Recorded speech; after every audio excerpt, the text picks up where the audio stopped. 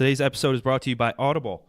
For you, the listeners of Awesome Sunday Show, Audible is offering a free audiobook download with a free 30-day trial to give you the opportunity to check out their service. And all you have to do is go to audibletrial.com/awesomesundayshow. It's audibletrial.com/awesomesundayshow. Sign up for your free 30-day trial.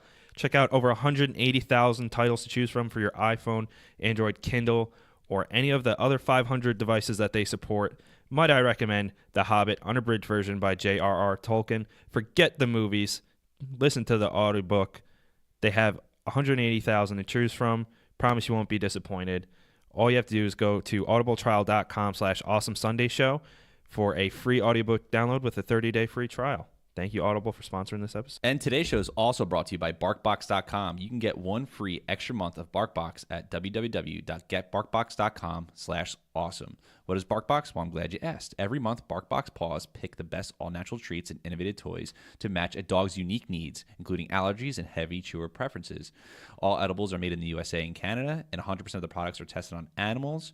BarkBox is a great way to try different treats from local businesses, and each monthly box is also themed: New York City, Country Fair, etc., etc. And if the dog doesn't like something in the box, they'll actually send you something that the dog will love for free, because they're all about the dog's happiness, and there's free shipping on any BarkBox within the continental U.S. And if the dog falls in love with something from the box, you can easily find it again on barkshop.com or just by texting them or go on the app. So remember, if you want to nab that free extra month of BarkBox, go over to www.getbarkbox.com/awesome. You're listening to the Electronic Media Collective Podcast Network. Yeah, it's a mouthful. For more great shows like the one you're about to enjoy, visit electronicmediacollective.com. And now, our feature presentation. Oh my god, you guys. Hey everybody, it's time for the Awesome Sunday Show!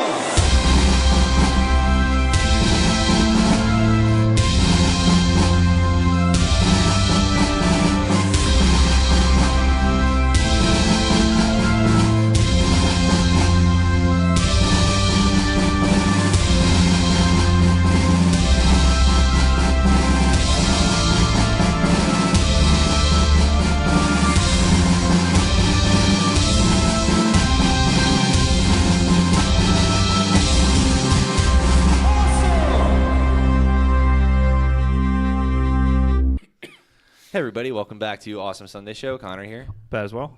Pat, how you doing? I'm doing fine. We've been gone for like 4 weeks. Yeah, life's been busy. Yeah, very busy. And Connor just doesn't have friends, so he just holds himself up in his basement and sticks fingers up his ass Yeah. while watching Venom. Yeah. Oh, true. Yeah. Hey, by the way, Pat watches Suicide Squad every day, but he watches it in Ben 10 underwear.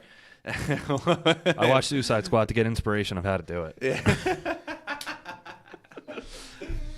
Oh, God. Pat, remember when you said you laughed at every scene of the Ghostbusters reboot? No, because I didn't laugh at a single one. All right, well, let's actually talk about today, like the title says, talking about Avengers Endgame. This is all going to be spoilers, so I don't want to hear you bitching if you listen to this and you're like, oh, Yeah. why don't you spoiler it to Listen, me? we And gave also, you plenty of time. fuck LaShawn McCoy, and then anybody else who tweeted the day the movie was released, all the spoilers, you're a fucking asshole.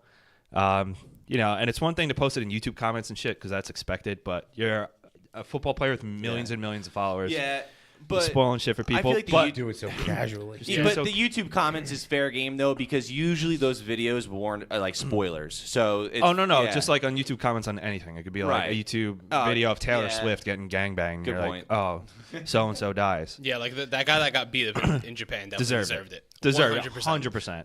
Oh wow. But then I saw on Reddit Dude, somebody wait, put a it. guy got beat up in Japan. Yeah, after I'm sorry, they yeah. showed the movie. He was at like the first screening, and afterwards, as new people are walking in to see the next showing, he's sitting there screaming. He's like, "Iron Man dies! Iron Man dies!" He got beat up, sent to the hospital. This Yeah. is the perfect time to And he introduce deserved you. it. So let's introduce our guests. Please, special guests, introduce yourselves. I'm Joe Pagnotta. Dom Pagnotta. And this is their first time on the show. So This is Dom's second time. Dom's son of a second bitch. time. Dom was Fuck. on for Black Panther. yes, that's right. You gave it like a 7. Hard 7. Yeah. Hard 7. I stick with that. I respect your opinion, but I disagree. But gone closer Joe, to that. you've popped your ass cherry. Yes, I did. Yeah. I'm In more very ways excited. than one tonight. Yeah. Speaking of the spoiler things, one more quick thing. Someone on Reddit posted a screen cap, and he goes, "I was just going to look at, trying to jerk off, and then somebody made the title of the video the spoilers to Endgame." I was like, "That's so fucked up, dude! Just trying to bust a nut, and then you you spoil the movie for him. What kind of sick motherfucker are you?" That's fucked up. Yeah. So sick fucks out there, but we already gave you spoiler warnings, and spoiler warning lifts. I just want already. to give a quick shout out. It was my sister's birthday, so happy birthday, Brain. So Thursday I didn't see you guys. I went to Baltimore, and I had a great time walking around the streets and going to the bars. And I went to probably one of the greatest Mexican restaurants I ever went to. Can't remember the name. Well done. But I had a great time. But I saw Avengers by myself Friday night, and I actually glad I did it because it was seat G10, which is technically the best seat where you can go where you want to sit for like the best surround. This fucking dude, no one was talking. Everyone was very respectful, but it was either this dude or this other dude in front of me fucking was farting because, yo, shit stank, bro. It was bad. Like, and people knew. When Anthony and I saw Into the Spider-Verse, the two seats next to us was this mom and her son. He was probably like, I don't want to say 13, but he was special, and he kept ripping ass during the movie, and then anytime he ripped ass, he'd go every time, and it must have happened straight up like a dozen times, and like I couldn't be mad just because of how he was laughing at it. It was fucking hysterical. Hey. But I just saw the movie for the second time this past Wednesday, and in the row in front of me was like a couple 70-year-old people, like a couple 70-year-old women and some guy, and she just the whole time was like, "Who's that? I've never seen that before. What's happening in this? Man, I guess I should have watched other ones before this." Yeah, like all It's 22 like, yeah, movies. How are you come in to watch the 20-second movie Can't of come in this dry on it. and just not know? And and you're 70 years old. Yeah. You don't realize how loud you're talking because you're probably deaf at this point. And I'm glad that I had already seen the movie at that point, but it was annoying.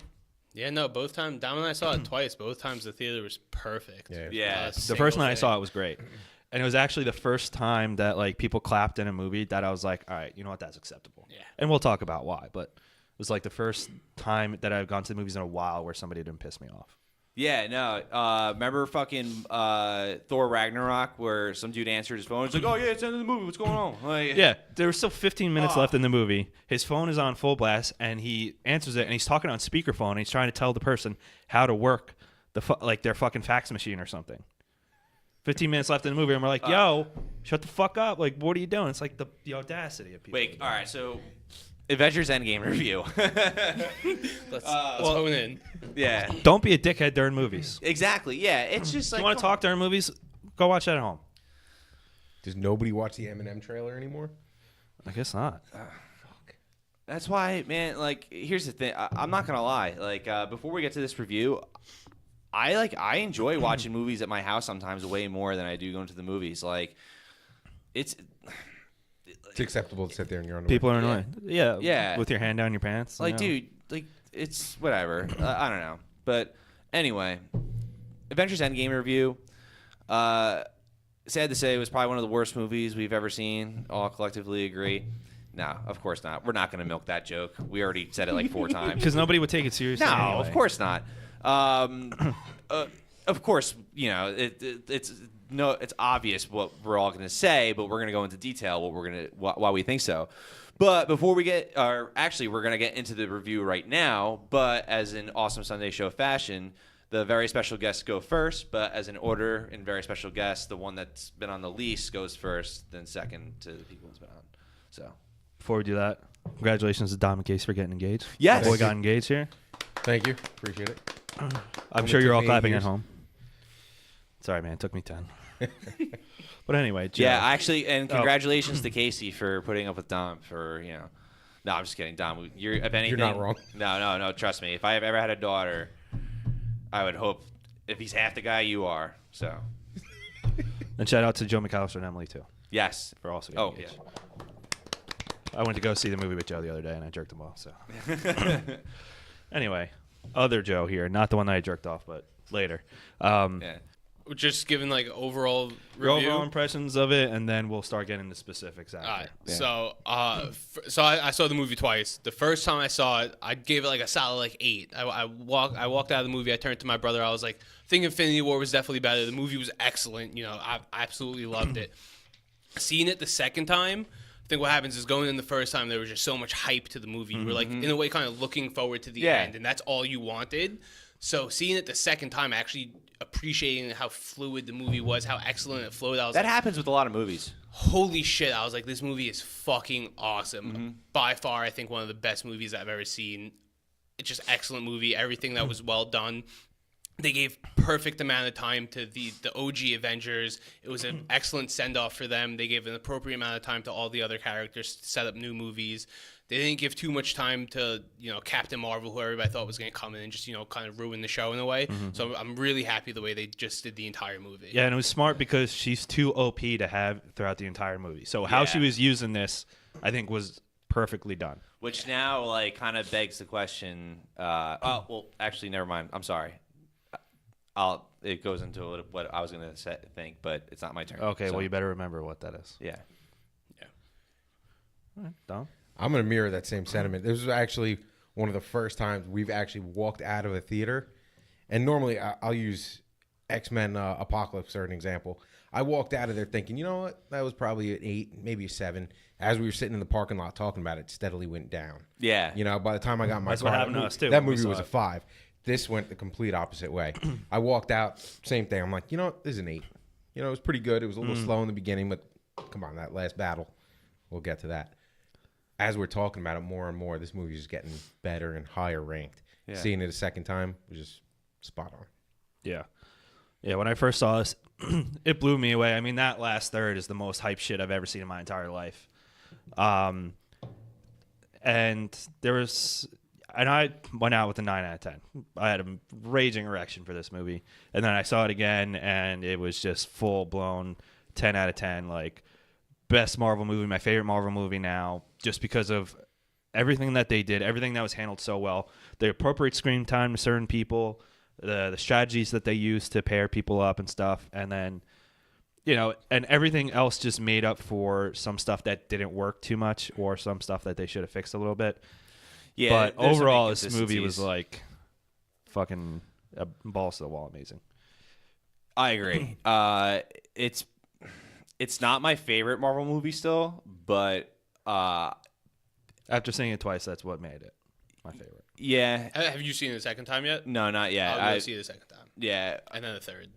I do plan on seeing it 3 times. I think I'm gonna get And I- AMC A-list so I can see and it 3 times a week for $20 a month. and I'm on an email list I'm already on an email list to when the 4K Blu-ray Steelbook releases. So like trust me, I love the fucking movie. All right. $22 box set.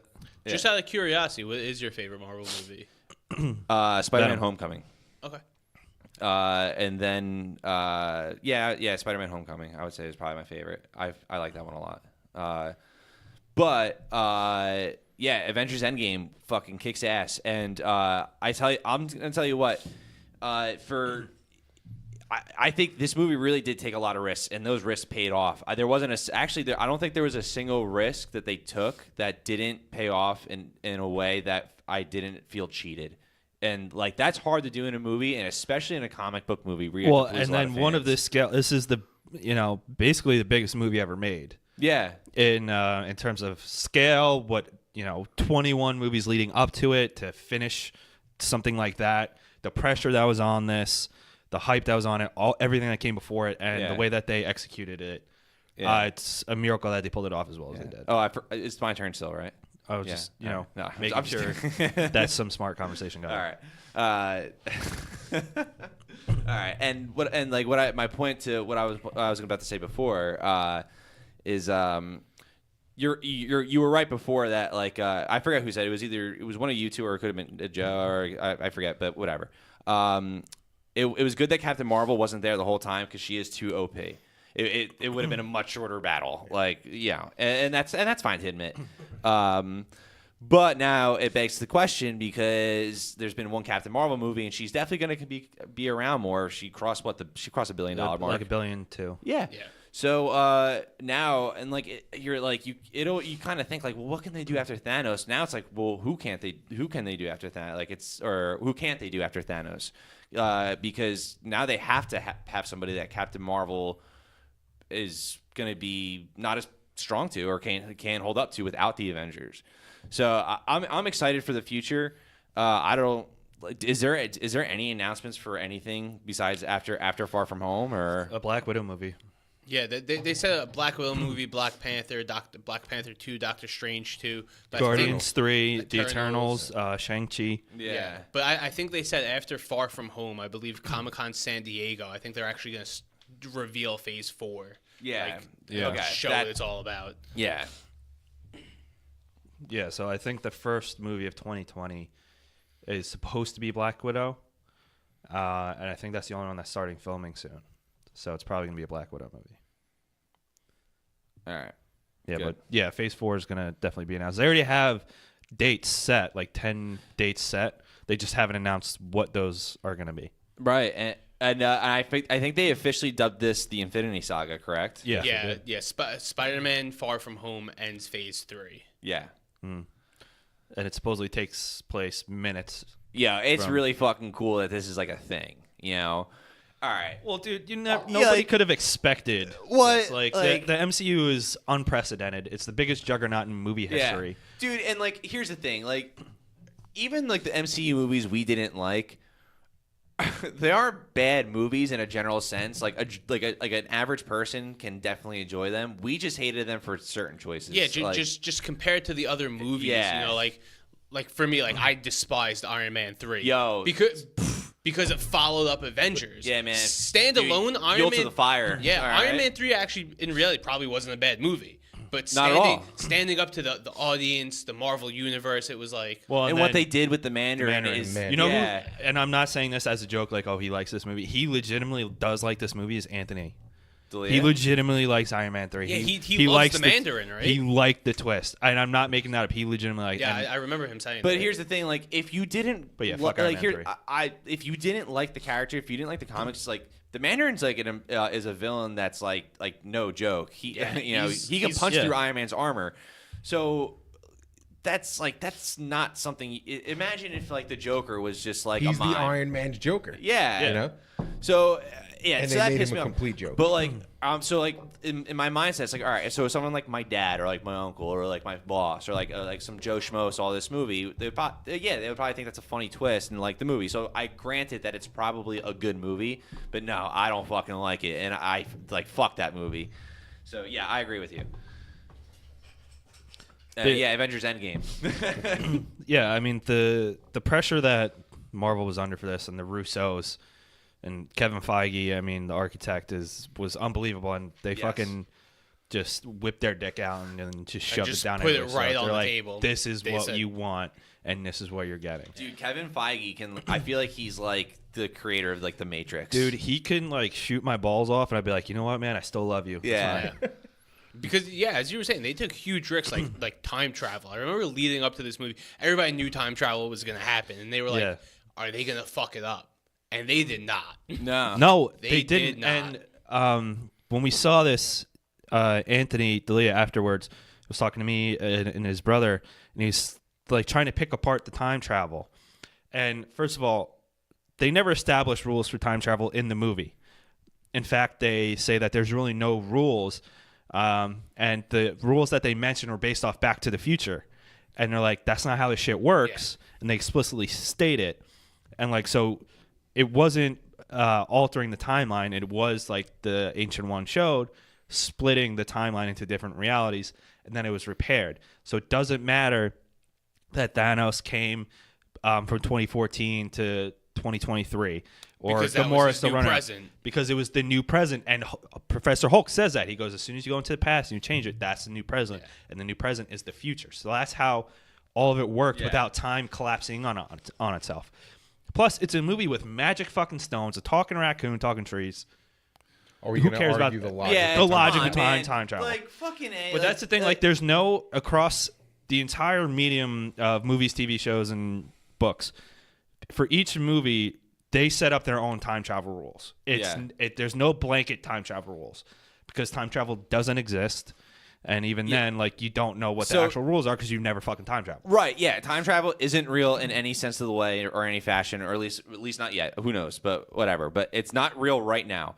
But my thing with time travel is, like, if you're going to do time travel in a movie, make up your own rules because there aren't really any rules. So fuck it. And it's funny because they actually point to that, right? Yeah. Because when they start naming all the time travel movies, it's like they all had the same concept. It was like, this is how time travel works. And Professor Hulk was like, no, that's wrong. So they even had a basis to base time travel on, and they were like, no, we're going to do our own thing. Yeah. Well, Tony goes, are you basing your time travel rules on Back to the Future?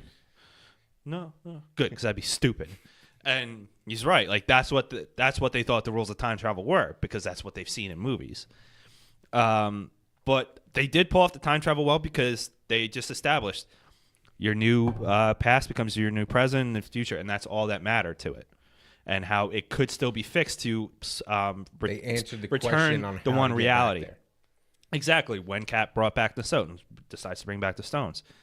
But let's go through the movie as it is. I thought it was a very solid cold open, showing Hawkeye, and I was disappointed that he wasn't in Infinity War, but it's better that he wasn't because Right. of how his arc played out in this. And also, the way I feel about this movie is Infinity. I almost feel like we never saw the real ending of Infinity War until we saw the beginning of Endgame.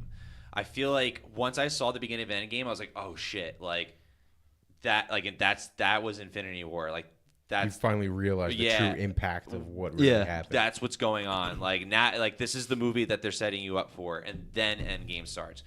Now, obviously, that's not really how it. That's obviously it's really the beginning of Endgame, but it just correlates so well with how Infinity War ended, and the dark tone of the movie really fits well. And like even in the comedy doesn't overshadow it either. It's definitely well balanced, just because it's been so established in the cinematic universe. But I don't know. That's just. Yeah, Yeah, it's just my point. And it was the only way for them to make sense for Ronin to happen. Yes. Because when the trailer came out, we're like, we knew Hawkeye was going to become Ronin, but we didn't know exactly how it happened. Like, clearly something happened to his family. Didn't know if they were snapped or they were just killed as a result of snap. Like Right. they were driving or something. It But was that fitting cold to see the open- reveal. Yeah. Well, it was great because Sad, actually. you can, you see he's having a wonderful time with his daughter, showing how to shoot arrows. Calls her Hawkeye, and his two kids are down there with his wife and their dogs, and then all sound got taken out of the movie. The score stopped, and they showed him.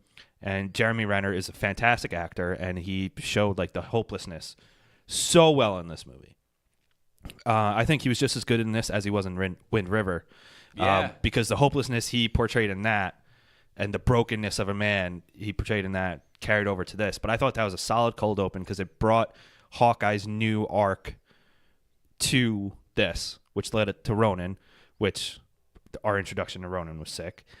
And then again, it goes. We see the remaining Avengers that are on Earth go after Thanos.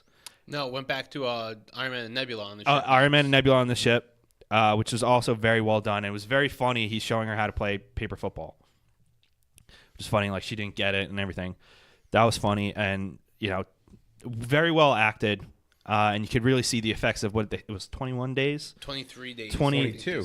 The amount of movies. 22. 22 days up there, and the effect that it was having on Tony and how he had given up You skinny? and everything.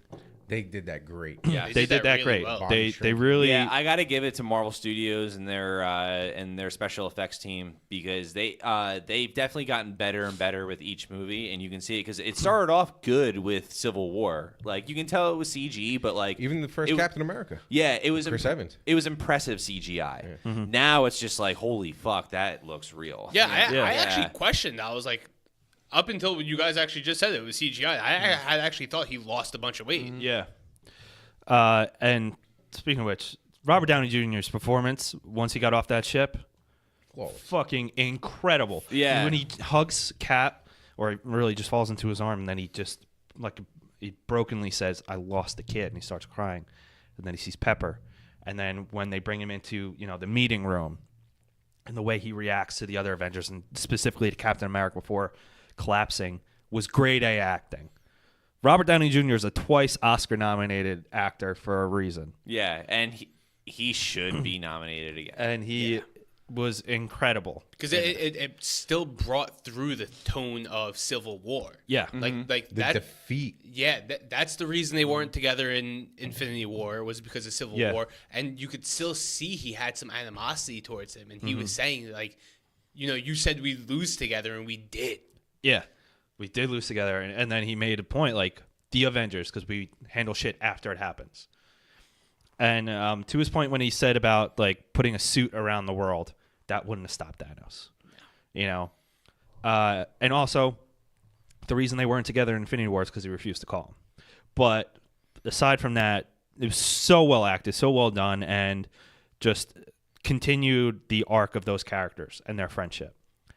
And then when they discover, and then when Rocket went up to Nebula and just held her hand, you see this blue cybernetic woman and then a fucking raccoon just sit there and see the sadness between them holding their hands, and they just became friends at the end of Guardians 2. Well, I'll tell you that's a testament to how well of a director and writer James Gunn is, but it's also even more of a testament to the Russo brothers because they really perfectly execute the Guardians of the Galaxy, like James Gunn's like vision in their movies, and they fit so well with the Russo brothers' vision of the entire picture. Honestly, the Russo brothers they never were the first ones to any of these characters really, but they've handled the other writers and directors' interpretations of these characters and then made them strong. Instead of not knowing how to handle certain characters, they've known how to handle them and keep them true to what has already been set up for them. Right. Yeah. They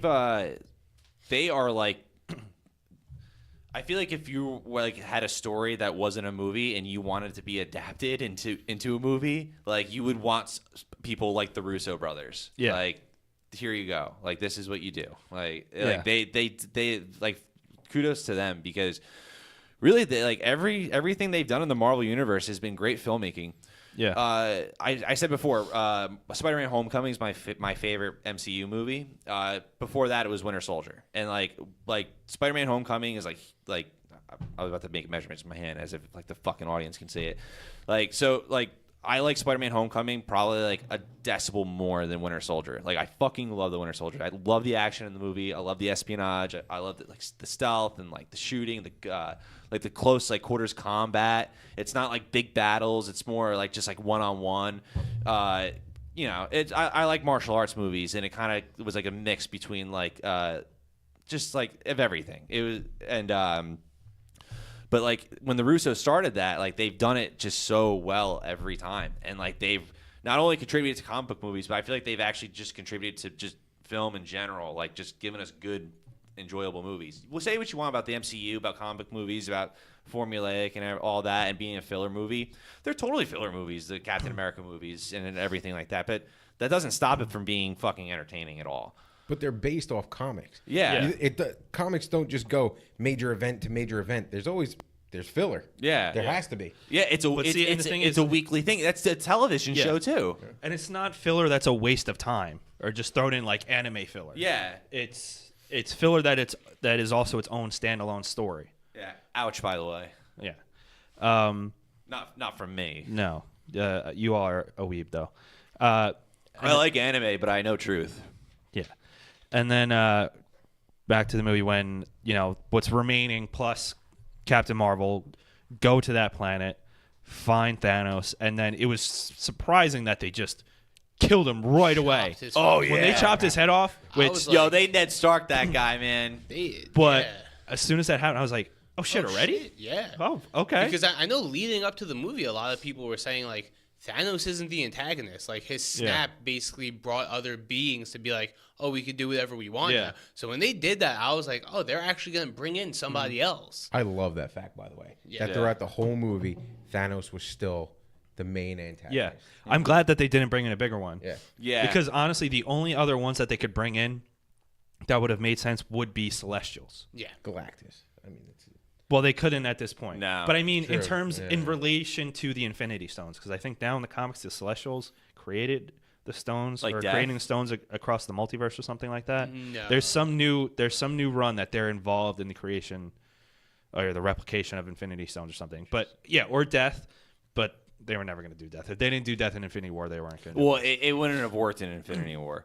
Yeah, but anyway, right to your point, yeah, Thanos was still the biggest problem because, like you said, he's inevitable. It doesn't matter. But when they cut his head off right there, I was like, oh, okay. Damn. What are they going to do with this now? But in this, like, I And then love when the Thor quip, goes, I went for the head. I went for the head.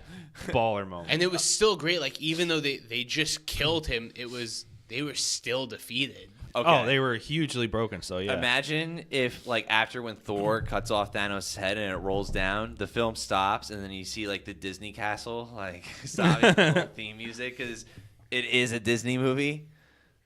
Yeah. Yeah. I mean, It is a Disney movie. Like, yeah, we get it. I We know, get it. no. It's not a joke. It's We get it. We get it. It's okay. It's okay. all right. It's okay. And then we get to the real savior of the movie, the Rat, who turns on the quantum realm device in the back of the van 5 years later. 5 years later, which everybody knew there was going to be a time skip, but weren't sure about the length of it. And then it turns out to be 5 years, which now going into Far From Home, I wonder if it's still 2023 and going forward, because up until, Homecoming kind of messed with the actual time of it. Each movie was taking place in the year that it was released. Yeah. But so it's going to be interesting to see what they do with 2023.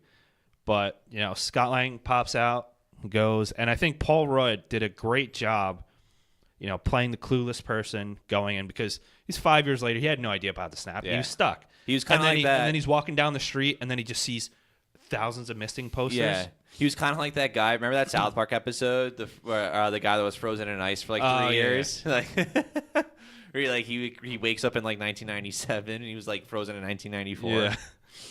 And then so he's going down, and then he sees the missing names, and he's just like mind fucked that his name is on there. And then the scene where he arrives at his daughter's house, and him and the actress who play Cassie Lang did such a great job at conveying that emotion. Like, just seeing her dad, who she thought was dead for 5 years, I like that. And then Scott realizes that he's missed however much time. Yeah. Well done. Paul Rudd does not get enough credit for his range as an actor.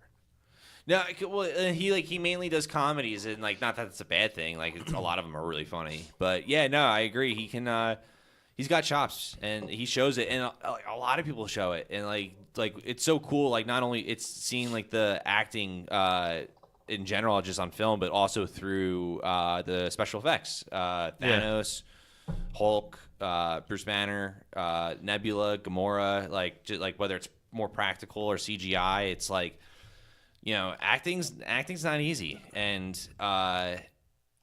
Think about it. For a while, acting in a comic book movie or a comic book show was laughed at if you were a movie star. When Michael Keaton did it as Batman, he still wasn't, Michael Keaton. His appearance was like one of like, okay, maybe this isn't a joke, which led to bigger talent for Batman Returns. And then the next 3 Batman movies happened, and everyone was like, okay, this is a joke. And then when Tobey Maguire got in Spider-Man, none of those 2, you mean? What? After Batman Returns, it was Batman Forever and Batman and Robin. Okay, whatever. Yeah. 2. Unless you count Mask of the Phantasm, which is fantastic. Well, that's obviously a great movie. And and then it wasn't until Spider-Man and like the first X-Men movies where some better actors, but not like A-list stars yet, were getting in. With the like Patrick Stewart and Ian McKellen were the 2 biggest names, but they weren't big over here unless you were a Star Trek fan. Like, Ian McKellen wasn't really that big over in the States. But then people are like, okay, this is getting serious. And then, Spider-Man 3 happens, and then X3, and you're like, okay. But now, over the years, A-list fucking talent, it just keeps coming and coming and coming. Not just in the MCU, but on TV, and then, in the DCU. And so it's just cool how it's come to that point. Yeah. I don't think it's dying anytime soon. No, it's not. And I fucking hate anybody who says there's superhero fatigue. There's too many. There's 4 to 5 comic book movies a year. Yeah, listen. There's a new romantic comedy, a new shitty drama, a new horror movie every other fucking day. Yeah. And it's like, relax and just let people like shit. Listen, will superhero movies last forever? Obviously not. But like right now, it's on a fucking run that doesn't seem like it's gonna die anytime soon. It's looking like Avengers Endgame may take number 1. It may Yeah. be Avatar. in so 4 why days- would they stop? in 4 days, it became the 8th highest grossing movie of all time. It broke all the opening weekend records that there's ever been. This movie is going to continue to be massive. And it's going into its second week, and the box office numbers have not dropped significantly. It's still fucking going. And it just goes to show this shit's not going away anytime soon, thankfully. And anybody says they're superhero fatigue or they're tired of it, don't fucking watch it. Nobody's forcing you to watch this shit. It's been 3 phases, 11 Yeah. years of just MCU, and I could not wait for this movie to come out. Oh, yeah. I'm not tired of this shit. Just as excited to see where they keep going Yeah. with it. Am I tired of bad movies? Sure. I'm tired of bad movies of any fucking genre. It doesn't matter. Superhero fatigue is a fucking bitch ass way of trying to seem cooler than everybody else. Yeah. Do you think it has a chance of beating Gone with the Wind as far as adjusted to inflation? I think it would need to make $3 billion. So I don't think anything's so. ever going to touch Gone with the Wind. Because Gone with the Wind's inflation, is over $3 billion. And, like, that is pure insanity. I mean, if you look at Avatar, that is an insane amount of money, but at the same time, everybody was seeing it in 3D or IMAX, so they were spending like $17, $18. But in a movie like this, you can see it for $12 to $15, depending on where you are. But like Avatar was carried by selling primarily in 3D and IMAX. But Gone with the Wind, I think, is $3 billion is Dude, like 1.7, insane. almost $1.8 billion in how many days? in a week. In a week. Yeah, no, it's insane. And I hope this beats Avatar. I hope, I don't think there's any doubt about it. yeah. I think that if there's ever going to be a movie to do it, it's going to be this. But yeah, Gone with the Wind, no. I don't see anything ever beating that. Unfortunately, because it's... No, I'm not. I hope it beats Avatar. Gone with the Wind. If nothing ever beats that movie, that's fine. I actually do love that movie. Right. So getting back into the movie, then, Scott reconnects. And then one of the funniest lines actually was when Black Widow was talking to the other Avengers now that they're spread out doing their own missions. And she talks to Okoye and she goes, "What's going on over there?" And she's like, "Well, there's some, shift in technology in place." She goes, "Okay, what can we do about it?" And she goes, "We just let it happen. It's an earthquake. You can't stop an earthquake." An underwater earthquake. An underwater earthquake. Yeah, like, what do you want her to do? Yeah. I just thought it was funny. I'm not going to lie. I think they were hinting at Namor there. He was hinted at in Iron Man 1. He was on the map. So, I mean, Wakanda was at the time too. But I think that Namor is still owned by Universal. I'm pretty sure. So they can never have a solo movie. As long as the rights to like the Hulk work, they can't do a solo movie with him. But I think that they can do him in like as an addition to. Like, Can if they want to do him in anybody, Black can Panther anybody too. fill me in quick why Universal won't make Marvel movies or do a joint Well, with like what Sony did? What Sony did was perfect. yeah, but Sony was also severely desperate. And Universal just holds all the power in this for doing a solo Hulk movie if they want. And Marvel might not be too keen to do it, although maybe now would be the time since Hulk has gained popularity since The Incredible Hulk. The Incredible Hulk didn't make that much money. No. So they probably don't want to, It didn't lose money though. It didn't lose money, but, they probably don't want to go through the whole process of dealing with getting strong-armed by Universal to make a Hulk movie, which will be more successful now, but they did, Planet Hulk, which is arguably the most popular Hulk story of the last, 15 years. Yeah. I want to say. But, so I think Namor would probably just be, featured in another movie. But I don't know exactly how his rights work. I just know how Hulk's do. I see. What was it? But I liked, after that scene, Black Widow and Steve's interactions. I always thought that their interactions, especially since the start of Winter Soldier, have just gotten better and better because they're both in a similar position. This fight is all that they know. It's all they've ever been known. It's all they've been trained for their entire lives. Well, you know what? And it almost after watching Avengers Endgame, you finally start to realize like the reason why Captain America like wants to save Bucky and Winter Soldier isn't because like Bucky, it's his best friend. It's the only person that he knows that's like him. It's like him, and it's the last remaining thing of his old life. Yeah, Like the life before Captain America. right, and like he wants that life back so bad, and he gets it. You know, we'll get to there though. Yeah. And then so that interactions, and then Scott coming in and theorizing in how he's processing while trying to tell them about time travel. The way like Paul Rudd again plays it off like that is great, and then how the other characters are just like, yeah, time travel. Why the fuck no? Let's do it. Because I think what you don't see there is the desperation that they all went through, and it's 5 years past since they've pretty much given up hope at that point. I mean, yeah, and right before they go to kill Thanos, he's still fresh out of it. It's been 5 hours in his mind. He's like, we need to do this, and that. This could work. We could save everyone. Yeah, and I mean, right before they go to Thanos' farm planet, Steve says, "I know it's going to work because I don't know what I'm going to do if they don't." And then he still doesn't know, and then he's in that support group. Which was nice to see Joe Russo in. He put himself in it, even though he That died. was Jim Starlin too. Yeah, the guy That created was Thanos. awesome. Yeah, very awesome. But Joe Russo died in Civil War, so there's some like fucking inconsistencies here. I had no idea. Oh really? Until I was reading some reviews, I'm like, oh shit. Yeah, he's the dead body in Winter Soldier. Wait, what was that? He was the doctor in. He was the original doctor in Winter Soldier that Zemo took his identity. I mean, in Civil War. He was the doctor who treated Nick Fury in Winter Soldier though too. Okay. Yeah. Okay. Yeah. But even then, like he says, he goes, I don't know how I'm supposed to tell these people to move on when I never can after this.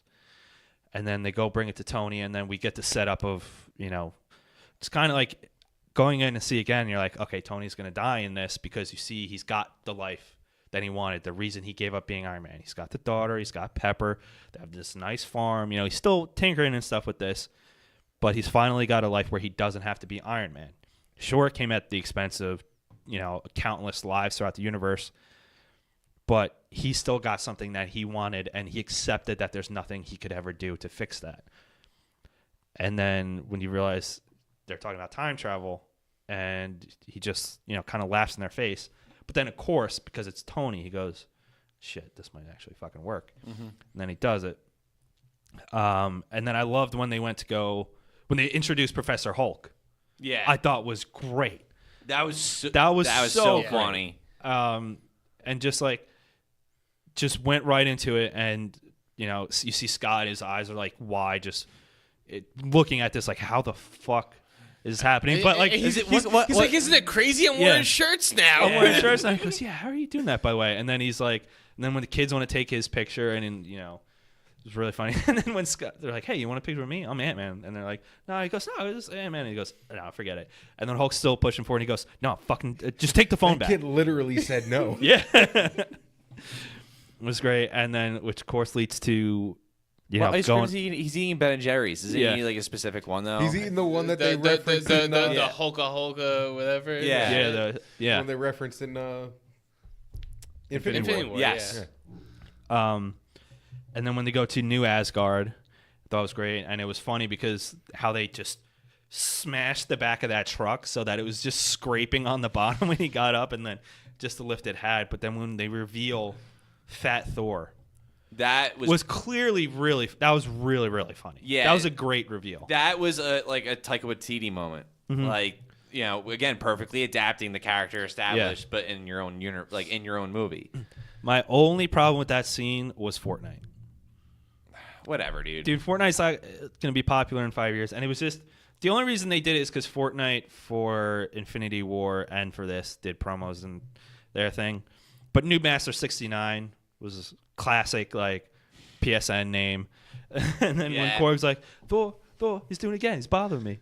You just called me a dickhead. Rain down lightning on you. It was great. And I do think, there were still plenty of funny moments from here going on, but that Fat Thor, not the fact that he was fat, but the jokes against him kind of went on a little too long after this, after he ends up at the compound. And like a lot of people had a problem with like them making fun of him being fat, or the fact that he became fat. But it makes so much sense. Why? He had PTSD. He had severe PTSD. He had insane guilt. He lost his mom, his dad, his brother. Killed his sister. His home got destroyed. However many, his best friend died. Yeah. Was killed by And he's Thanos. the reason for. And however many people died before the snap on his ship, and then half his people died, he failed in killing Thanos because he didn't go for the head.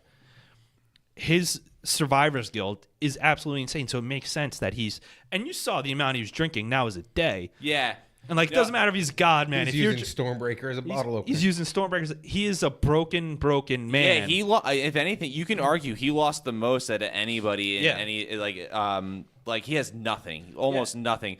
So it makes perfect sense to but we'll talk about that later. Just say it. Just get the point. Okay. It makes perfect sense to why he gives up his leadership to Valkyrie because it's not his it's obviously not his fault that like all that happened. But it goes back to when he was talking to Rocket in Infinity War. Mother was killed by a dark elf. Father died. Brother died. Killed his sister. What more can I lose? And he was already a broken man at that point. Yeah. But then you see him now. He managed to lose even more. Not just his people, but he lost for the universe. Yeah, and like even when they say Thanos and he gets mad, he's like we don't say that. We around don't here." say that name. Yeah. Yeah, so I actually like what they did because it makes sense. Just some of the jokes went on a little too long, later on, but it didn't bother Were me they really enough. I don't think they were They making too made many one fat joke. jokes They about made him. they called him Lebowski. Lebowski. What was Lebowski, that? which also Not really a fat that joke. means that either Jeff Bridges is separate from Obadiah Stane in this universe, or somebody else played Lebowski. Well, I mean, they reference Hot Tub Time Machine. Sebastian Stan's in that. Oh shit, you're right. So- Yeah. Oh, I forgot about. Yeah, he's like the douchebag skier. yeah. Oh fuck, I forgot about that. I think what's the mother said like go eat a salad. They made like 2 or 3 fat jokes. Nah, well, and then when like he's drunk and like sloppy during the planning of it, Yeah, I thought but that was it wasn't. hysterical. but that's no, just it was being funny. drunk. But I don't know. It was still his whole arc was still good, and people were like, oh, they put Thor to wayside. I'm like, no, they actually captured his Yeah. feelings perfectly. My only issue with Fat Thor is that he stayed fat in the 3rd act. Yeah, I think they like could when have he- did something. Again, we'll talk about it in a little bit. Like when he goes to Asgard, I feel like he could have drank a potion, or like when he wields Mjolnir again, like and feeling the Or force just of picks that, up Stormbreaker again, and he gets his Yeah. armor. and it makes him skinny. I think they missed the opportunity on that. But the fact that he was revealed as being fat, I think, was absolutely perfect. But why bother? Yeah. Yeah, What- at that what point, would why that not? have I'm not gonna accomplished? lie, I kind of like Fat Thor. I thought he was hysterical. No, he Chris Hemsworth is fucking hysterical, and he's great, and he's really nailed. He Deadpooled like Thor for me, like how he like Thor was like I didn't hate Thor, like I hated Deadpool and X-Men Origins Wolverine, Pat's favorite movie, but like Thor was always kind of like I was like, oh, he was probably like the least interesting one out of all of them. He like really turned that character around. Well, him and Taika saved Thor because in the first two he Thor get movies, equal amount of credit for both. you know, of them. those movies are not the best written movies, so there wasn't a lot for him to work with. He was better in the previous Avengers movies because he was fueled by better writers, and he was Yeah. able to play off people better, which I think is one of Hemsworth's strengths. Yeah, Thor was one of my favorite parts. So in Thor's the first two Avenger turnaround movies. is, just under Iron Man's turnaround from their beginning of their run to the end of their run. yeah. Just under it. Hemsworth apparently is going to sign on for 2 more movies. Hopefully as Guardians of the Galaxy. Awesome. And then another, because he said when he was filming Ragnarok, he goes, yeah, I would sign up for more of this shit. So hopefully. And then the whole planning of the, when they're going to find the time stuff and everything. The The time heist was great. And then when they just kind of have revelations like, oh shit, we can do this all on one day, get 3 stones. And then just like, what was it? It was Tony, Nat, and Bruce were kind of all just sitting around, and they were like, what are you talking about, idiot? And then they figure it out. You picked the right year. There's 3 Yeah. stones. Yeah. And I think that the design of the quantum realm suits the time travel suits were great. That part where they tested out on Scott was really, really That was funny. really And he goes, yeah, somebody peed my And suit. then I when, don't when Iron Man comes up, he turned into a baby, didn't he? Yeah.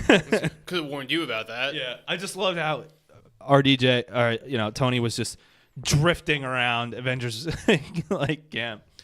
And then when Scott's sitting out on the porch just trying to have his taco, and then the Benatar comes down and blows it away. And then Hulk shows up. Hulk shows up, giving him 2 tacos. And Rhodey goes, "What's up, regular size man?" There's just so many great interactions, and then the execution of the plan was great. Obviously, sending Bruce, Tony, Cap, and Scott together to get the 3 stones. First of all, strategic planning. They were able to use, again, some recycled footage, but then the new footage that they added to the Battle of New York was excellent. Awesome. Yeah. I really like seeing the after effect of immediately after they capture Loki. Because in the movie, they just go right from there to when Thor takes him back to Asgard. Yeah, they don't. In Avengers. They explain a lot more. At that time, didn't bother me. I didn't question it. No, at all. I never Yeah. questioned it either, but now I they've thought showed that it, going, I'm like, adding what? it back, Yeah. I think just it was great. And the interaction for and when Scott says, "Damn, Steve, that's America's ass," and then after he beats himself up, he goes, It's like, that is America's ass." Perfectly delivered line. That whole scene, from when they get into the theater or when they get into the suite up at the top, Yeah. and they see all the Hydra agents, Yeah. what are you talking about? You didn't know. They look like They look like bad That guys. was Yeah. good. That was great. elevator scene. The callback to the elevator scene was was great, great. and then just the way that he delivered Hail Hydra was great. And then when he fought himself, and then he goes, "I can do this all day." He goes, was- "Yeah, I know, I That know." was great. Absolutely Was- great. The Great. callbacks. The callbacks were great, There and were then so many. and then when he causes Tony to have that cardiac Cardiac arrest. and Thor goes, "I'm gonna try something. I don't know if it's gonna work. I don't know if it's." And he zaps him, and he goes, "Oh, it worked! no I didn't know idea it- that was I didn't know gonna it was The gonna guy work." did not think it was going to But work. then Loki sees the Tesseract, and he's just looking around, "Oh shit! All right, let me just zip out of here." And can I just say how happy I am that Loki's still alive? Yes. Yeah. And I'm happy that, I'm happy and upset in a way because it's they didn't pay that much attention to it, which in a way is good because you don't want to take that much of the movie away, but at the same time it's holy shit, Loki just disappeared. Yeah. He's gone. Yeah. That's a new point in time right there. Yeah. Yeah, and a Loki, a pre Revelation Loki. yeah, the Loki. You're that- still getting batshit crazy evil yeah, Loki. and that's the Loki I want. And you we're know? getting a Loki series on Disney Plus. Yeah. Yep. Oh, this is gonna be awesome. Sorceress. Yeah. Maybe. We'll see. And then, when they, and then they're like, "All right, maybe you should smash some stuff to Hulk," and he goes, he's slightly banging. It was a great character moment for Professor Hulk because it perfectly captured Bruce just in the Hulk form. And then when Excuse me, Enchantress. I said sorceress. I mixed up the name. That's all right. So Enchantress is the I wasn't sure sorceress. if maybe you're going for Lady Loki there. No, Enchantress. But there's two of them. There's a DC one too. Yeah. I heard you really liked the one in Suicide Squad. And then I thought when Tony realized that they can go back to that military base in 1970, the day he was born or the day before he was born, right? Yeah, they didn't. Watching it the first time, I was like, okay, because I thought he said his wife was giving birth, but Yeah. then he was like, she's just expecting. So they didn't really explain how Tony knew that date specifically. Yeah. Maybe I had missed didn't. something. He didn't. He made it very clear he knew a roundabout date. Yeah, he knew a roundabout And that's date. why they were so really focused on you're sure. Yeah, Because we've only got one shot at this. Right. It was great because we got to see Howard Stark, and John Slattery portrays a great Howard Stark. So did Dominic Cooper on Agent Carter and in the first Cat movie. Young Michael Douglas again the de-aging great. The effects. agent was Looked perfect. great. That whole aspect of, because Steve and Tony had mini arcs in this. Tony got to talk to his dad, and he got to understand him in a way that he hadn't before. Which also led to the ending when he goes, that little guy hasn't been born yet, but there's nothing I wouldn't do for him. Tony, ends up sacrificing himself in the end because he would do anything to protect his daughter and Pepper. And Steve gets to see Peggy again, which what led to what he was thinking in the end, was just very well done. And, Nebula and and Rhodey kind of had a little connection when they on Morag, like, you know, she shows her the coating of her metal hand melted. She's like, I wasn't always like this, and Rhodey's like, yeah, I know, like me either. So they kind of have a moment. And I think Nebula was really great in this, too. In that scene, she's like almost explaining why she's ashamed of herself, but he just brushes it off casually. And speaking of which, Nebula is now one of the longest serving Avengers in the movie universe because she had been an Avenger for 5 years. Just as long as most, if not more than some of the other mainstays. It's a fun fact for you guys there. How'd you guys feel about the "Let me speak to your manager" haircut on Captain Marvel? Didn't like it at all. The wig was really bad. Yeah. It was a really bad wig. She does have that haircut in the comics for a while, but it's just they had a really bad wig. I thought that was her actual haircut. I don't think so. I could have swore I read something that said she actually cut her hair that way. I don't know. I don't know because... But, like, it just was kind of like, why bother? Yeah. She's only been around for one movie. Yeah, and it kind of, it just... It was her decision. Even going with the mohawk in Captain Marvel was a bold choice to begin with. Dude, if she did a mohawk, that would have been bad fucking ass. Apparently, I read something. I guess that's kind of, you know what? That explains why I don't like it, because it's either like, listen, either go all the way or don't fucking do it. You know? Well, I mean, she did have the, you know, like a butchy style haircut, but yeah, I'm pretty sure it was just a wig. No, because I was reading something. because this was filmed. Photos of her came out before the movie, and a lot of people were giving her shit for it. And she did an interview, and apparently, like, her makeup director, like, on the first day of filming Avengers, like Endgame, was like, "Oh, what do you want to look like?" And that's the hairstyle she picked. Well, that's what Captain Marvel looks like in the newer comic. Yeah. In the newer one, yeah, because she filmed her entire role in Endgame before Captain Marvel came out, so that's why I wasn't sure. Are you sure she wasn't talking about like her makeup and like the lipstick and stuff? It was mainly about the hair. The entire interview was about the hair. I could try to go back and find it. Yeah, I'm curious. It's not a big deal. And I really liked on Vormir, Black Widow and Hawkeye. Though Jeremy Renner and Scarlett Johansson have great chemistry together, which they've been demonstrating, and I think that showed just. But both it's not like sexual chemistry. No. Yeah, Just true I friendship. didn't mean like that. Like they're Well, both they both have great acting chemistry. For anybody and then the that's friendship. never seen a Marvel movie and has just decided to watch this podcast, to clarify. Yeah. Or No, listen I mean, to it's this like- podcast. I mean, They both act with each other really well, and then the two characters have great friendship chemistry, and it just showed how so similar they are. And when Hawkeye goes, "Yeah, we're thinking of two different people right now, aren't we?" And then that they fought each other to sacrifice themselves with Black Widow winning, and it just showed how smart both of them are with the tactics that they went to it. But she outsmarted him with the little hook. And again, Jeremy Renner just showed off his acting skills in this. It was very, very well done. Now with Black Widow, she has a movie coming out. If they don't explain Budapest in that movie, I'm going to be pissed. That's why I think it's going to be a prequel. It doesn't bother me. No? It's not one of those things that I need to know. I need to know. You know? I need to know what happened. Would I be happy if they showed it? Sure, but would it bother me? No. I like it ambiguous. Too many times. Yeah, I don't mind if they leave it how it is. But now is she going to be in the past? Or one theory I have is that now that Cap brought the stones back to the moment they were taken, when he brings back the Soul Stone, Does she come back?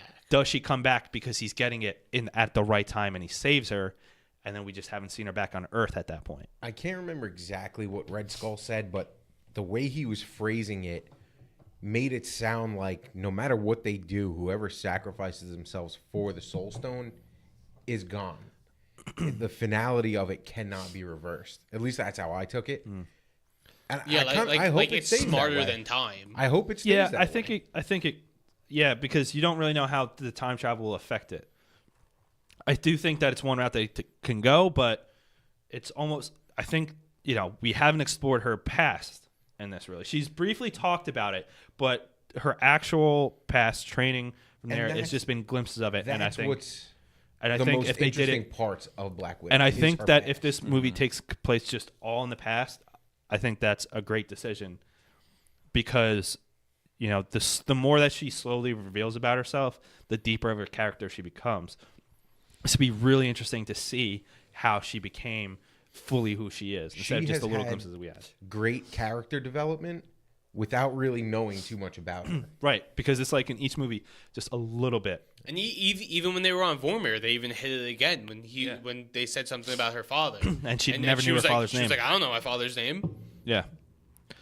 And of course, we got to see a nice little glimpse of Red Skull again. I wonder what he does now that, he doesn't have to watch the Soul I Stone wonder anymore. what Cap did when he encountered him. Yeah. Like, oh, so you're not dead. Like, Yeah. what can he do at that point? And then I thought when they were back on Asgard, Thor seeing his mom again, that scene between the two of them was And when so she well immediately done. called him out. Yeah, when she immediately called him out, I thought was great. It's like, yeah, It was I'm really great totally from the to see. future. Well, he needed that as a character. Oh no, he did. Yeah. That's what saved him in this movie for himself. Like saved him from himself in this movie. Right. It was probably the most important scene with Thor for Thor in this movie, and it was great seeing how she clearly knew going back that she was going to die that day, but just it didn't matter because she knew that it had to happen, and then she couldn't do anything about it. Right. Because that's clearly why the way he was acting was clearly why. And he almost goes, makes I have to tell you something. She goes, no, don't. It almost makes that scene back in Thor: The Dark World a little better. Yeah, no, it definitely does. And I think that for all the jokes and all just the great action and all the great set pieces this movie had, the emotional moments were some of the best executed scenes in the entire thing. Absolutely. And that was just another thing. And then the score that they were playing when Rocket was going to steal the Reality Stone from Jane, like the classic heist movie music in the background, so great. Yep. And I hope to see more of Rocket and Thor. Yeah, I kind of almost wish dude, I can go for a Rocket and Thor just movie and Groot, Rocket, Yeah. Thor and Groot, Oh, totally. that would be a great movie. That would be awesome. And then I liked how, and then of course it was also extremely important because he was still able to summon Mjolnir to show that he was still truly worthy And of I being think that Thor. was his turning point. And that was his turning point. That's what brought him back.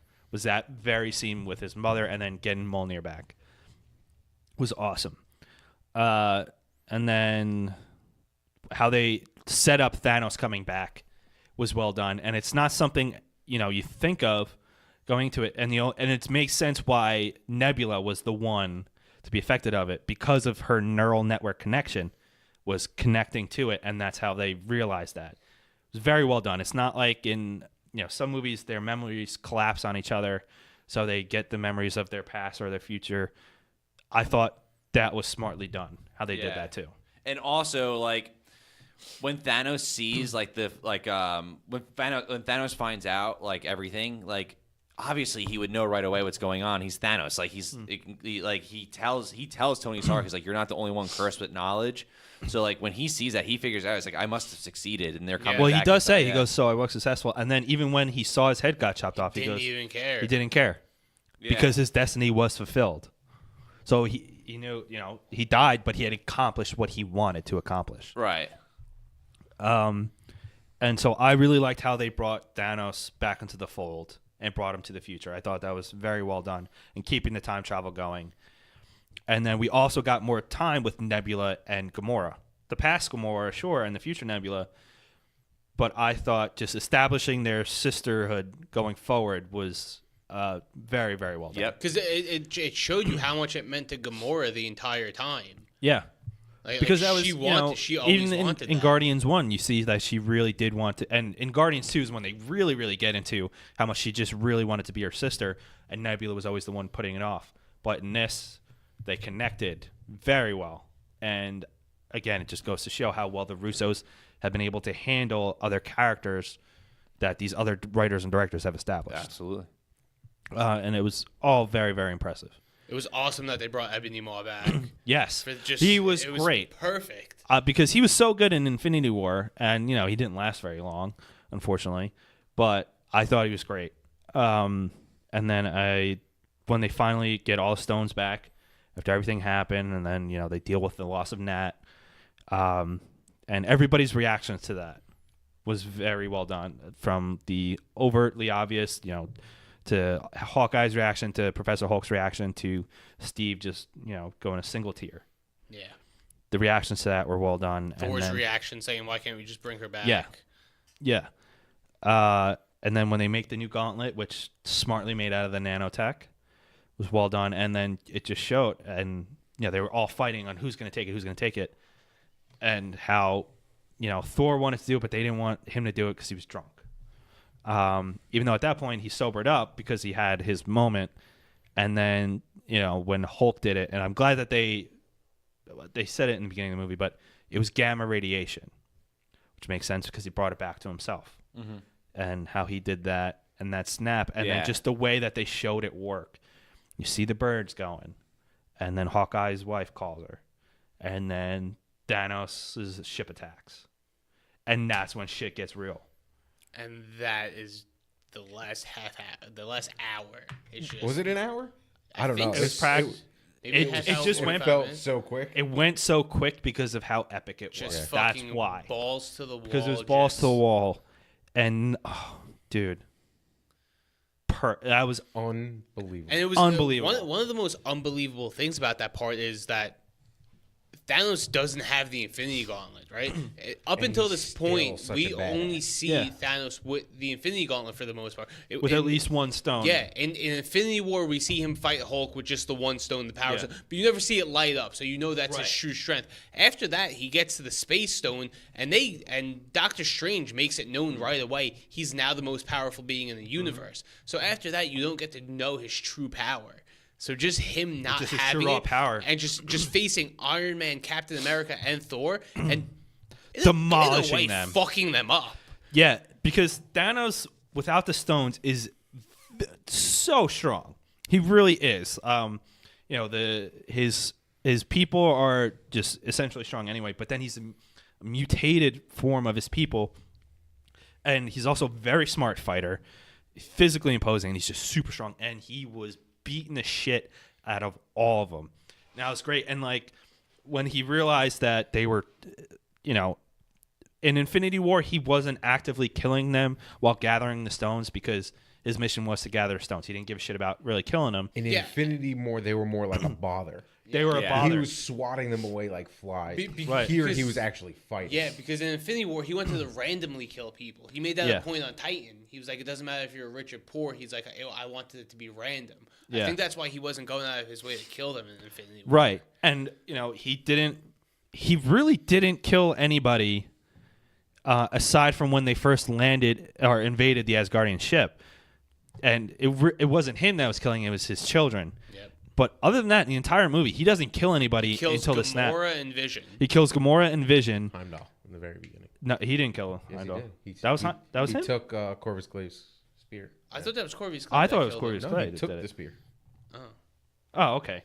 All right. Well, still, he Killed could three people. Yeah. three people, but in this, and then it just showed the full brute force of him. He demolished Cap's shield. He leveled Iron Man. He beat the shit out of Thor with Stormbreaker and Mjolnir, and he was just shaking that shit off like it was nothing. And I really loved the brutality of it. And even before he starts fighting them, he's just sitting down waiting for somebody to bring the stones for him, just like he waited all those years to start gathering all the stones. Was very, very well done. And then just seeing the main three Avengers going at him was great. And then of course the moment that got me the most hype out of anything I've ever seen. I know what you're gonna say. Well, at this point, Thanos is putting Stormbreaker in Thor. Yes, in the putting exact Stormbreaker same in Thor. spot. Yes, yes. And then when the camera Well, cuts, you see. let's let the guests say what happened. Okay. I've never heard an entire theater go Yeah. Yeah. at the same moment. And the raging fucking erection you get. from Oh this. my Just God, seeing dude, that like- happen. So as Thanos is essentially killing Thor He's literally 2 seconds from killing Thor. in the exact same position that Thor struck him with the axe, you see Mjolnir start to raise. Yeah. It passes Thanos' face, and you think, okay, it's Thor. And then you see it whip back and just fucking Captain there Yes. America. He's got the hammer. He's got the shield. And then he starts spinning it. Oh, dude, Well, see, I think, grabbed my heart. and I think the best thing about it was when they showed Mjolnir rising, you're like, okay, Thor is calling it, and then it completely subverts and goes to Cap, and he's going right at Thanos, balls to the wall. And not only is he using it to beat the shit out of Thanos, he called down lightning on Thanos. Yeah, and Thor even says, he's like, I knew you were worthy. Yeah, because in Age of Ultron, he moves it. Yeah, And the reason he didn't pick it up in Ultron, or that he couldn't pick it up in Ultron, is because he didn't think he was worthy. But he's always been worthy because he's a pure-hearted dude. And in this, he realized it, and it was also just like he goes, "Fuck it, I'm gonna go for it. If I can get it, I can get it. If not, I'll still fucking, go and for just, it." It was quick. It was maybe about 15, 20 seconds of him using both the shield and Mjolnir perfectly. Back to back. He was throwing the hammer. He understood the calling dynamics. it back, throwing the shield. He was hitting him in the back of the head. Oh, It was unbelievable. when he flung the shield and then threw Mjolnir Yeah. at the shield to create a shockwave, and then threw the shield and then fucking hit it again with Mjolnir. It was just. He clearly learned from Thor how to perfectly wield that, and then Oh add my it to his God. own skills. It was. I'm all about spoilers before we're going to see a movie, so I knew that was coming because that was one of the spoilers I read the most. But just seeing it, even seeing it the if you hear second about it, time I dude, saw the movie, I was like, I grabbed my heart. I was like, holy that was fucking one of the shit. greatest moments in movie history for me. Ever. That Ever. was unfucking believable. And then that battle between them was fantastic. And then just when they start to lose, Thanos destroys the shield. He stabs Cap through his thigh. He knocks out Iron Man. He demolishes Thor. And then you hear, "Hey Cap, on your left," and then you just see all. But before that, you realize what Thanos was saying to him. Yeah. It's not personal. I've never done this. I never did it for anything personal. Yeah.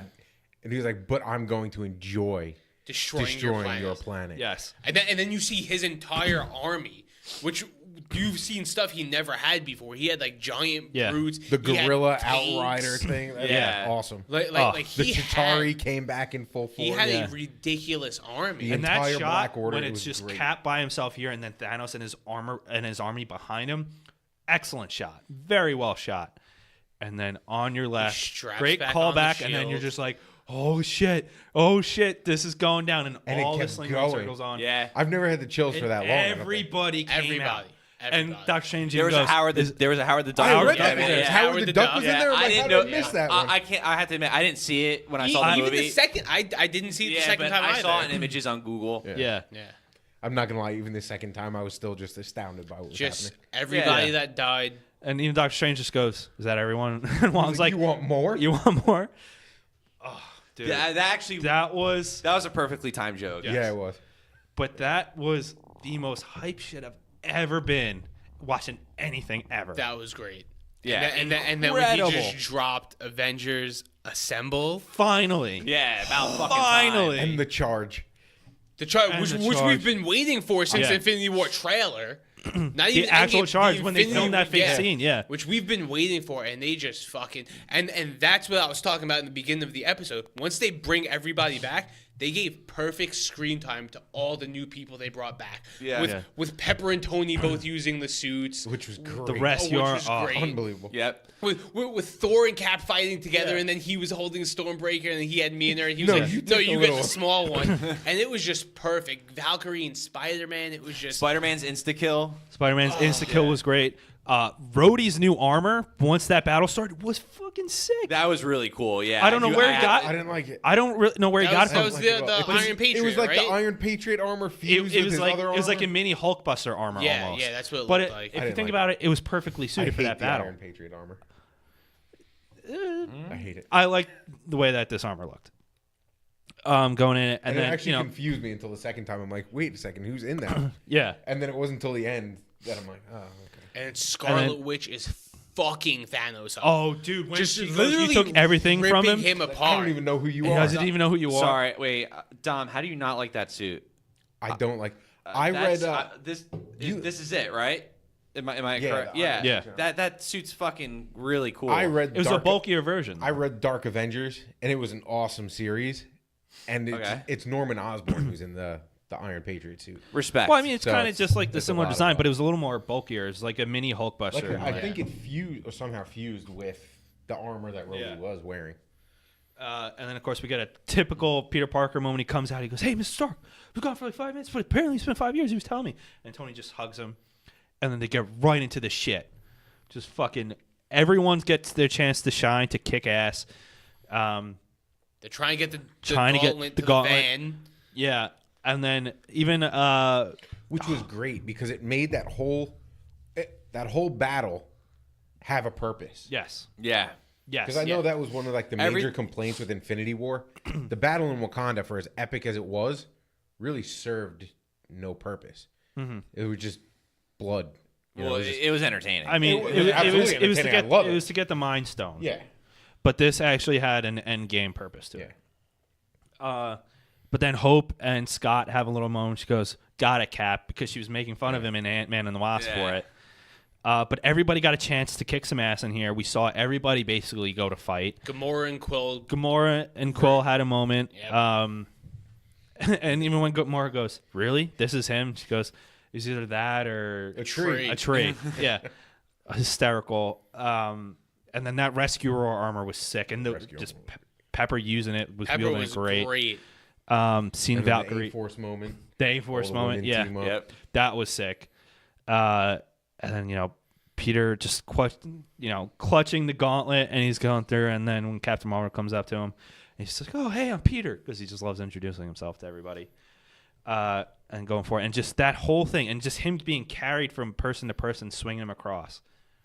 Awesome. Just everybody got their chance to do some sick shit. Yeah. And fucking Falcon destroying that like gorilla thing. That was fucking Oh my awesome. god. Yeah, and Baller. he's improved actually since Winter Soldier, because like in Winter Soldier, like when he fights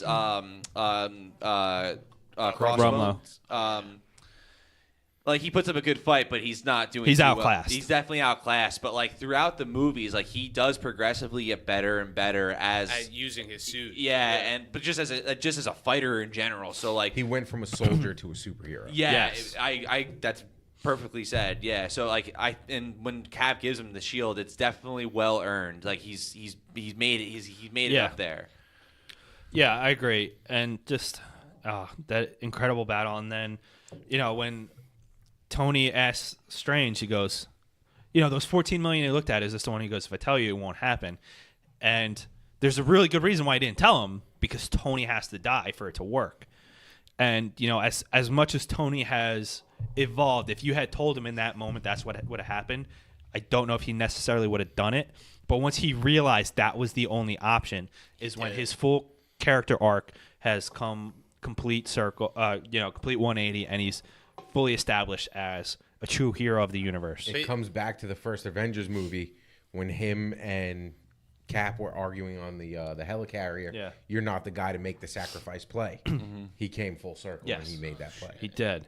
He did. And even before he did that, with the Thanos and Captain Marvel fight. Yeah. He gets the gauntlet. He's about to snap. She comes in. She's bending his whole hand. She's bending his, Yeah. and then he just takes out the Power Stone and What? punches her. Even before that, when he headbutts her and he's like, "Oh shit!" And then because Thanos is a very good tactician, he pulls out the stone and punches her. Was great. And then Tony drops the "I am inevitable" again. I'm inevitable, and then Tony sneakily takes it because again, the nanotech. nanotech was genius. He goes, Yeah. "I am inevitable." He snaps, and then nothing, and then Tony, you see it go. I loved how they showed it going up to his hand. Right, and the nano, and like also again, like how we said that like the special effects as far as like making them skinnier, older, younger has gotten better. That nanotech CGI has actually gotten better too since it was introduced. Iron Man, no, it wasn't. Which No, it was No, the Infinity War. nanotech was Infinity War. was That was Infinity the War. first That time was he the had the first time it nanotech. was. Like, but it's definitely looked better then, and since that, I just like seeing that come up. Like, it It just, was like, so well done. And then as all the stones are going up his arm, his body is starting to break down at the same time. Yeah. And it was on his right arm, which people are like, oh, why wasn't it on his left arm that's been hurt? Because he's using his powerful arm. Thanos had the gauntlet on the left hand the whole time. The left hand is, it was for, back in the Dark Ages, like seen as the devil hand or the hand of the devil, and the right is the right of justice. And then he goes, I am Iron Man, and snaps. But it was just so much slower. He was like, I am Iron Man. Was boom. Epic. Right, because it was epic, and you can tell he was struggling to say it because it was. He was getting his body was getting destroyed. Yeah, and remember what one Infinity Stone did with the Guardians of the Galaxy. It took the entire. And they were all aliens, Yes. and half a celestial. But this is one just human man with just some crazy advanced tech, and you saw it destroy Thanos too. I mean, when it was going on, and Hulk, and. Did Hulk actually fight during that battle? I don't remember. Yes, he did, Yeah, and they he did so well with He him did. only using one arm.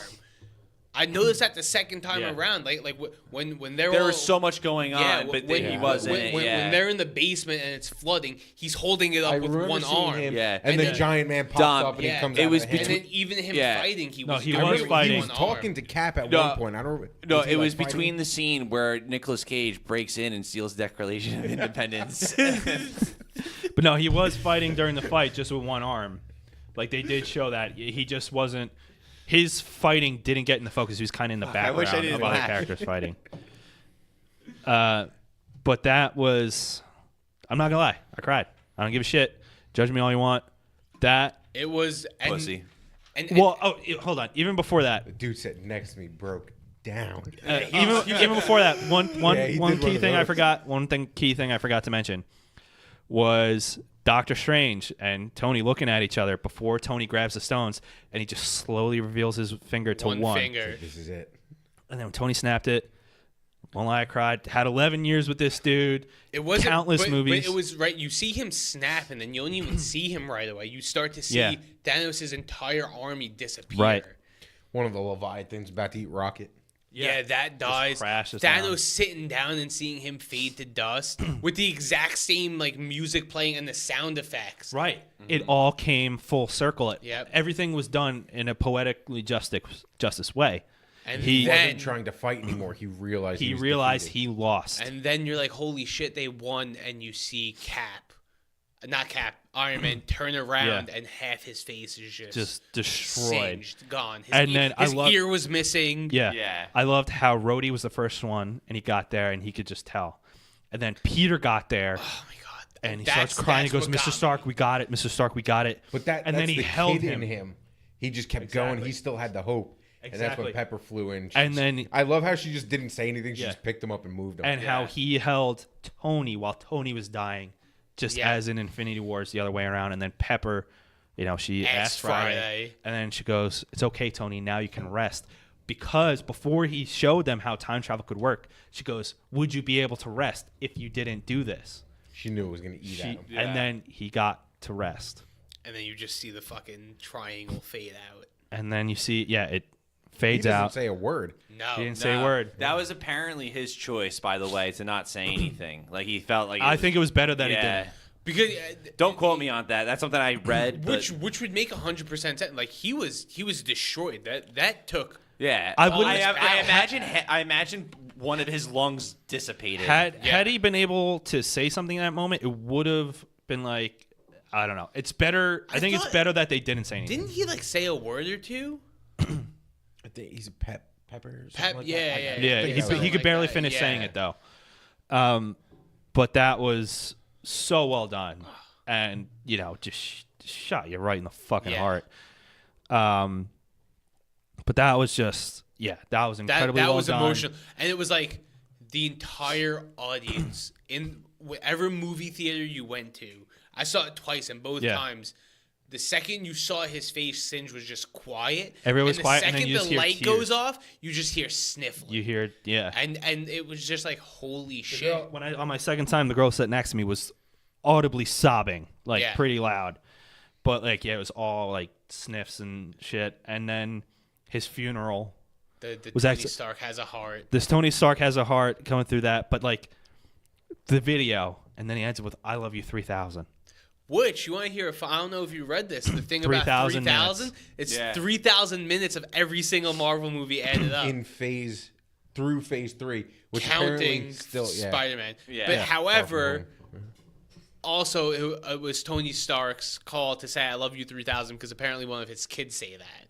Yeah. So I guess it was pure coincidence that they all add up. It to worked out, 3,000. and then just seeing that funeral procession, and like a lot of people didn't realize that was the kid Harley or whatever his name was from Iron Man 3. Yeah, Cass's favorite Iron Man. Yeah, that didn't really matter. But seeing all the other heroes like slowly going through it, and They like showed Aunt May and like their everybody. family going through it, just paying respects to the hero of the universe.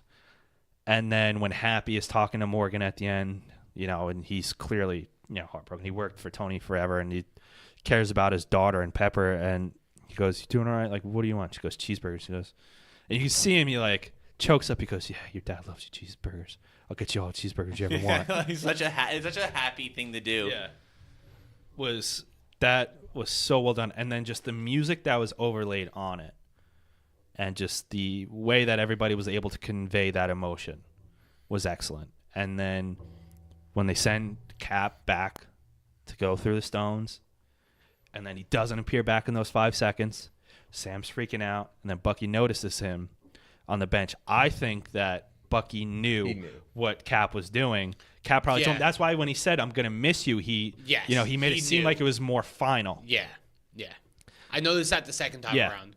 You're like, he 100% knew. Yeah, he knew he was. And honestly, I love what they did with Cap's story. I'm glad that they didn't kill both him and Tony. Agreed. I think that the way his story was wrapped up much better. And I predicted that he would go back in time. Yes. But the way that they carried it out for him to still be alive after and to be with Peggy was excellently done. Bring back the shield. Bring back the shield, pass it off to Sam was great. And I think that it makes the most sense to give it to Sam. Yeah.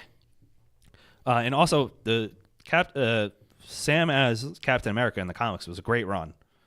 But I think that it's also the better choice because I'm sure Bucky probably didn't want it anyway. But it also makes the most sense for Sam to have it over Bucky. I think that's why he sent him to go talk to him too. Yeah. Because like they're both standing there and they're looking at each other. Yeah. And he didn't go over because he had his goodbye decision. To say you go. Because you have to figure he's the man out of time too. Yeah. He's the 100-year-old man now stuck in this future. Like, it doesn't make sense. The man of today should be the one. It doesn't holding make sense to make him. Not only that, Captain but he America probably because doesn't think that he has no commitment to the team. He also probably Falcon thinks that he still does. doesn't deserve it because of what he did while he's Everything he did, brainwashed. yeah. But I think that going in that direction was great, and I can't wait to see how they alter his costume to fit into it. Because his costume in the comics was interesting because he still kept the wings and stuff, but they weren't white high tech blue. wings like this. Yeah, and they're getting a Disney Plus series, Falcon and Winter Soldier, but now maybe they're going to change the title, Cap and Winter Soldier. I feel like they would call they him should Falcon, still, but give him Captain It America also, colors. Yeah, it also depends on where it's going to take place because none of these series have been told when they're going to take place. I really like the scene with Clint and Wanda when they're like, "I wish I could tell her," and she's like, she knows. They both know. Talking about Vision because That's Vision and also- Scarlet Witch is getting a show too. And that's also when Hulk says he tried to bring back Nat. Yeah. He said, "I really tried." Yeah. Yeah, and with Scarlet Witch finally showing off her. They did in Infinity War when she's holding back a guy with 5 stones and destroying another Infinity Stone at once, and then in this she's literally ripping him apart. I don't think they can, for as great as they did her character, they can't truly show how awesome her power is. Because in the comics, as a mutant, She is insane. She's more powerful than Thanos. She's the highest She ranked reality bender. She literally rewrites reality multiple times. So to give you an idea how powerful Scarlet Witch is for anybody who doesn't know the X-Men comics, when Magneto discovered how powerful his daughter was, he abandoned her and gave her to Professor Xavier to raise and at the school for gifted youngsters because he was like I can't handle they were raised by gypsies. They were raised by gypsies.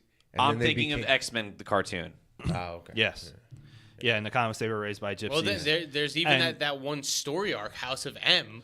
where X-Men she- Evolution, actually, I'm thinking of. I remember Yeah. that. With Yeah. just with She literally says just- no more mutants, yeah. and she creates a whole new Fucking- reality without Yeah. mutants. She is And that entire series is phenomenal. yes. Which I think they're Her- gonna to bring in the mutants in the think that's what they're gonna do? MCU. I think they're gonna maybe do like a reverse House of M, where maybe she like tries to bring back Vision and creates the mutants Loses her accidentally. shit, and then Yeah. that I would be mean, awesome.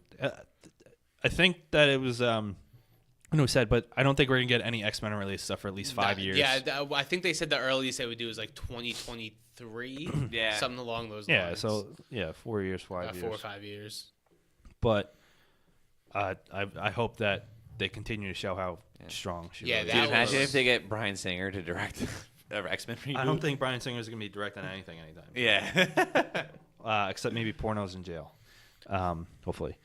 But I love how there was no post-credit scene in this because The ending of the movie was beautiful.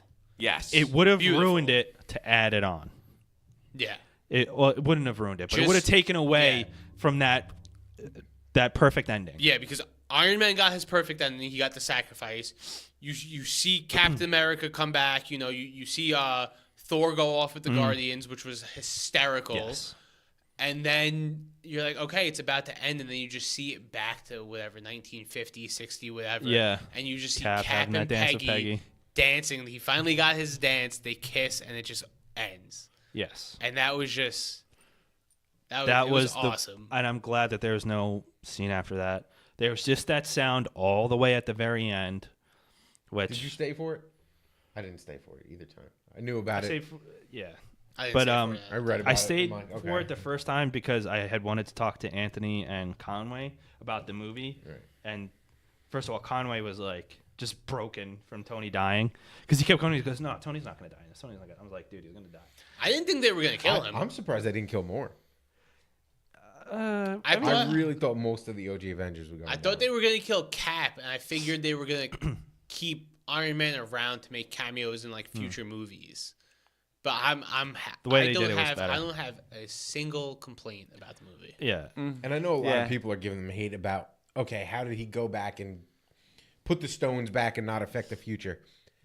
This was the end of the Infinity Saga. Yeah. We're not going to see those stones Yeah. again.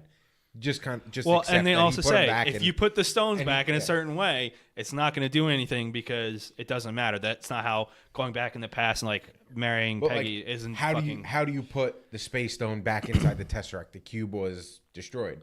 Yeah. Okay. How do you put the Mind Stone back in the Scepter? How do you give the Soul Stone back Yeah. to Red Skull? Yeah, how do you Let's get the just how do you get accept, the you know. ether back to its liquid form and Yeah. put it back in? And it's like let's just like shut the fuck up. It's, Yeah, the, exactly. it's the end of the saga. Exactly. Just That's the accept right it. way to Just say fucking it. let it go.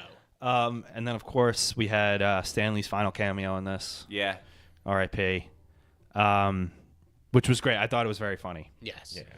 Yeah. And then his bumper sticker said "Enough said," which he said in Spider-Man 2 or 3 I don't know. or something like that. But I thought that was a great little, quick little thing. But yeah, this movie, goddamn. If there was no other MCU movies coming after this ever, like they were just like this last one, I'd I'd be be fine. satisfied. I would be okay Perfect with it. ending. because I would have Perfect been ending. Yeah. perfectly fine if everything else just stopped because of how good this was. But That was a truly perfect. Not ending. really. No, I wouldn't actually want that. I want to keep Yeah. seeing more. Obviously, but I'm just saying. I hope they make If it MCU did. movies till I die. Yeah. But I'm just saying, if that was the case, this is the movie for that. Like, this was a perfect bookend Yeah. to it. If that was the case. I'm glad it's not the case, but We get Yeah. it. You didn't like the movie, man. yeah, clearly. Terrible. Don't go see it. Yeah. All right. So, anything else you guys want to add to it, or should we get to our final scores? I don't know, man. There's nothing else I can really say. No. No. All right. So, we'll do final scores. We do out of 10, Joe? Oh, by far 10 out of 10. Yes. I'd give it an 11 out of 10. Same thing. I'm 10 out of 10. 10 out of 10. Easily. Oh, my God. I can't wait to see this. Connor is king nitpicker. So For it doesn't surprise Nobody me. 10 out can of tell. 10. Oh, you better say that. No, see, I wouldn't have been surprised Very because hostile That's stares. one of my fucking king nitpicker. you've For- always been for king all nitpicker, those and you listening. know it. You go, I'm always nitpicking on this, but yeah. I do nitpick movies, but to be fair, I nitpick movies I absolutely love. Like, if I love a movie, I will nitpick something about it. Yeah. I really couldn't think of one thing I didn't like about this movie. There's really nothing I'm sure if I saw it a second time. No, I like it better the second time when you notice more shit. Like I It's said, the awesome. first time I saw it, I thought the first 2/3 were really slow. Interesting. Yeah. Definitely interesting. Yeah. But just slow. But that's coming after Infinity War, which is Yeah. pure action the entire time. That is one thing I would like to add. Actually, is that if you haven't seen the movie and you're listening to this, well, it's just spoiled. But the movie is clearly broken up into three separate parts. There's dealing with what happened, the time heist, and then fighting Thanos. Another thing I really loved about the movie is it didn't feel like Infinity War Part 2. It was its own movie. Yes. Right. Which was just perfect. Right. My only actual complaint with Infinity War and Endgame, which I'd still give it an 11 out of 10, is that you never actually get to see the Soul Stone's power. Like, you get to see every other stone's power in a movie except the Soul Stone. Do I care that much? No, it would have been cool. But for that to be my only complaint, it just shows how excellent the movie is. Maybe they do make a reference to it when Spider-Man comes back after, they summon everyone. He says they were in this place and Doctor Strange was there, and then he said it's been 5 years and we have to come back. Maybe it just maybe it just housed all the souls that were snapped away. He said when we were back on the planet. Yeah, they were back on the planet. He did, and he talking to Tony, he said, "You disappeared." Actually, everyone else disappeared. That is true. Yeah. So maybe it just housed all the. Yeah. One thing that I would have liked, but it also doesn't take away anything, is when Hawkeye got the Soul Stone. When Thanos got it, he saw young Gamora. But when Hawkeye got it, he just went back. Just to have maybe one little thing there would have been cool, just to have that, symmetry. But I don't think it takes away from not doing it. Yeah, overall, excellent fucking movie. Yeah, this movie was unbelievable. Unbelievable. So, is this the first time we've had a collective score of 40? I think so, probably. Yeah. And this movie fucking deserves it. Before you go to bed tonight, you should listen to every episode that we review movie. All like 300? Yeah. Yeah, sure. Yeah, but actually, I want to thank Dom and Joe for coming on. Thank you for having us. Yeah, definitely. You're more than welcome to come back anytime. I'm sorry to cut you off here. You know what my biggest complaint was? What? The fact that I saw this before the Battle of Winterfell, because my expectations were blown away. This was the last third of this was the Battle of Winterfell, except this shit on the Battle of Winterfell. I don't think we have enough time to talk about that. I like the Battle of Winterfell. I just couldn't really see it. I watched it with them, and when we first watched the episode, we're like, yeah, it was sick, and then started talking about it, and then what happened with X-Men Apocalypse, we're like, oh shit, you know what, this was fucked up, and that was wrong, and why'd they do and this? it brought it down. Solid 3. You're a little too harsh on that. Nah, I mean, I would give the episode like an 8. The only problem is, okay. He's not as avid as a watcher. No, I don't love Game of Thrones as much as you guys, but so around season 6 is when I binged it. I watched the fucking whole thing and then carried on from there. I don't think it's the greatest thing since sliced bread, but I do think it's great. It was the greatest thing since sliced bread. Endgame. Yeah, that is the greatest thing since sliced bread. Sure, you've had sex, but have you ever seen Endgame? Yeah, that's the end be all end all of that movie. Also, Agents of S.H.I.E.L.D. comes back next week. Pretty fucking hyped about that. You watch it? I caught up over the summer. This guy doesn't watch it. Yeah, I really binge watch the shit out of it. Incredible. All right. The first half of season 1 is slow.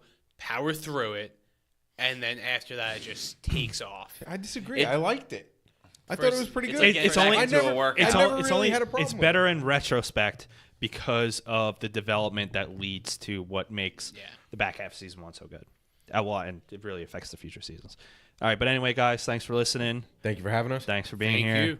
Take it easy. Peace. Hey, everybody.